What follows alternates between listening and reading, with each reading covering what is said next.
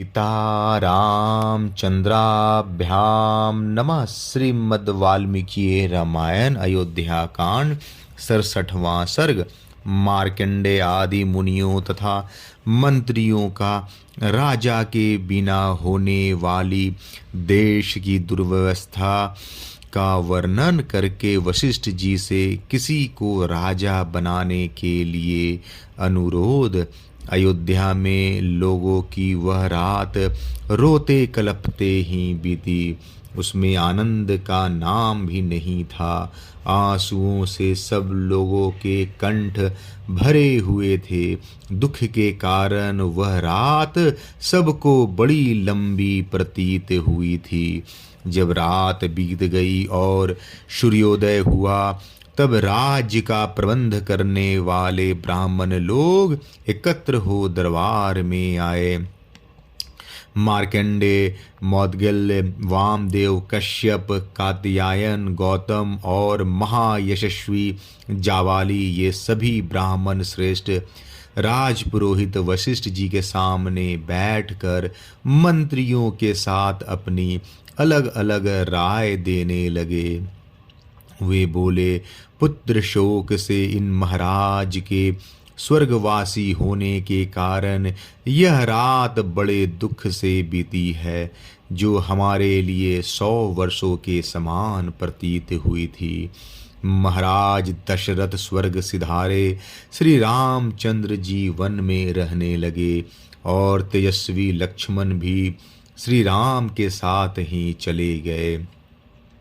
शत्रुओं को संताप देने वाले दोनों भाई भरत और शत्रुघ्न कई देश के रमणीय राजगृह में नाना के घर में निवास करते हैं।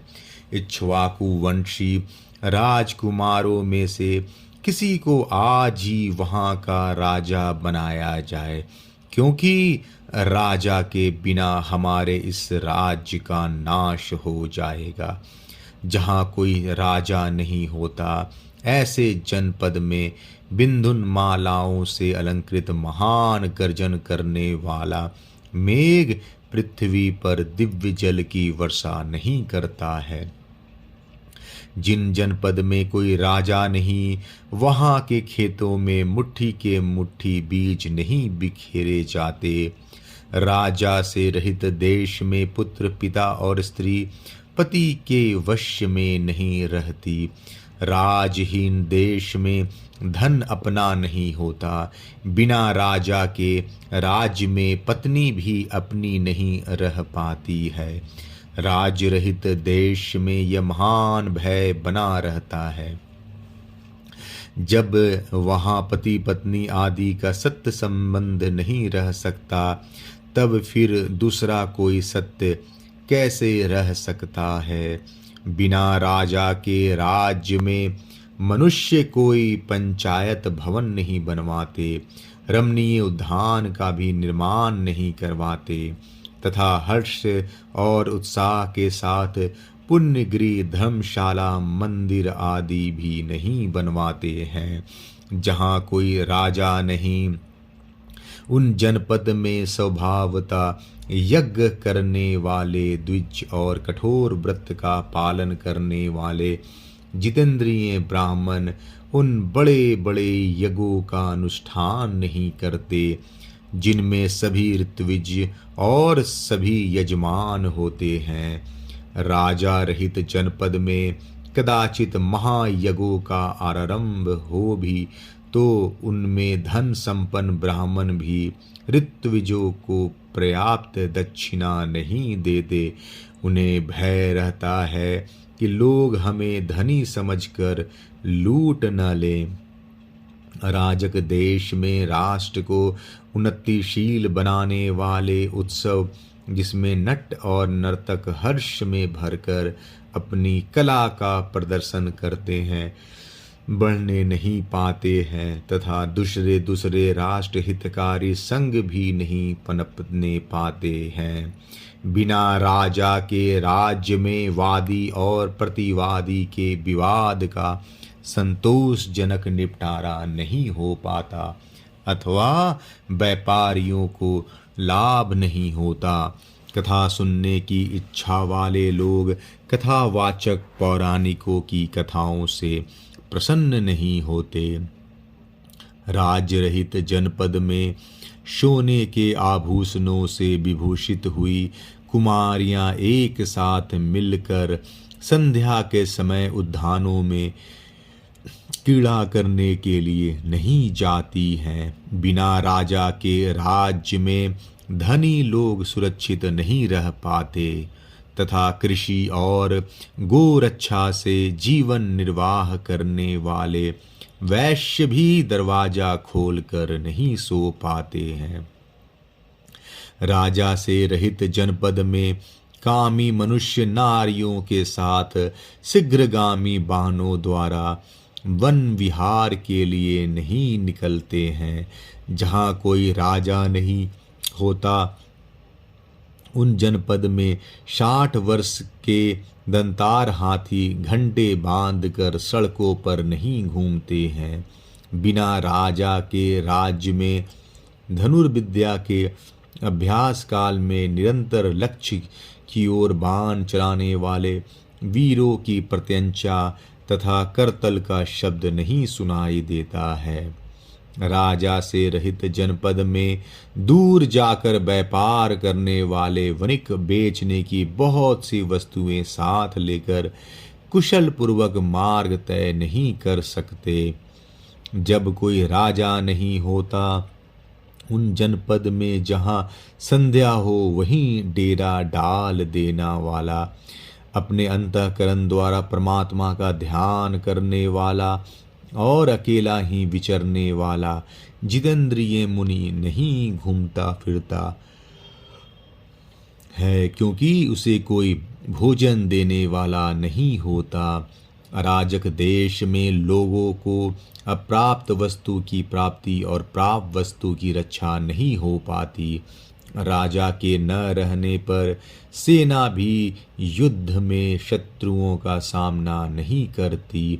बिना राजा के राज्य में लोग वस्त्राभूषणों से विभूषित हो हिष्ट पुष्ट उत्तम घोड़ों तथा रथों द्वारा सहसा यात्रा नहीं करते हैं, क्योंकि उन्हें लुटेरों का भय बना रहता है।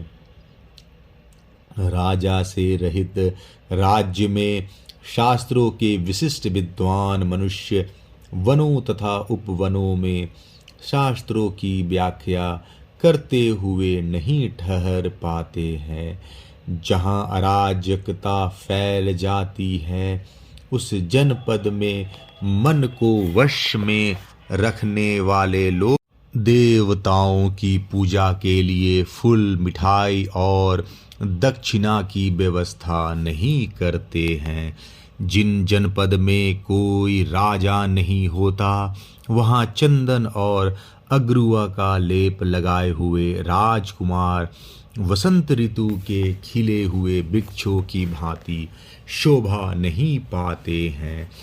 जैसे जल के बिना नदियाँ, घास के बिना वन और ग्वालों के बिना गौओं की शोभा नहीं होती, उसी प्रकार राजा के बिना राज्य शोभा नहीं पाता है। जैसे ध्वज रथ का ज्ञान कराता है और धूम अग्नि का बोधक होता है, उसी प्रकार राजकाज देखने वाले हम लोगों के अधिकार को प्रकाशित करने वाले जो महाराज थे वे यहाँ से देवलोक को चले गए। राजा के न रहने पर राज्य में किसी भी मनुष्य की कोई भी वस्तु अपनी नहीं रह जाती। जैसे मत्स्य एक दूसरे को खा जाते हैं, उसी प्रकार अराजक देश के लोग सदा एक दूसरे को खाते लूटते खसोटते रहते हैं। जो वेद शास्त्रों की तथा अपनी अपनी जाति के लिए नियत वर्णाश्रम की मर्यादा को भंग करने वाले नास्तिक मनुष्य पहले राजदंड से पीड़ित होकर दबे रहते थे, वे भी अब राजा के न रहने से निशंक होकर अपना प्रभुत्व प्रकट करेंगे। जैसे दृष्टि सदा ही शरीर के हित में प्रवृत्त रहती है, उसी प्रकार राजा राज के भीतर सत्य और धर्म का प्रवर्तक होता है। राजा ही सत्य और धर्म है, राजा ही कुलवानों का कुल है, राजा ही माता और पिता है तथा राजा ही मनुष्यों का हित करने वाला है। राजा अपने महान चरित्र के द्वारा यम, कुबेर, इंद्र और महाबली वरुण से भी बढ़ जाते हैं। यमराज केवल दंड देते हैं, कुबेर केवल धन देते हैं, इंद्र केवल पालन करते हैं और वरुण केवल सदाचार में नियंत्रित करते हैं। परंतु एक श्रेष्ठ राजाओं में ये चारों गुण मौजूद होते हैं, अतः वह इनसे बढ़ जाता है। यदि संसार में भले बुरे का विभाग करने वाला राजा न हो तो यह सारा जगत अंधकार से आच्छन्न सा हो जाए, कुछ भी न सूझ पड़े।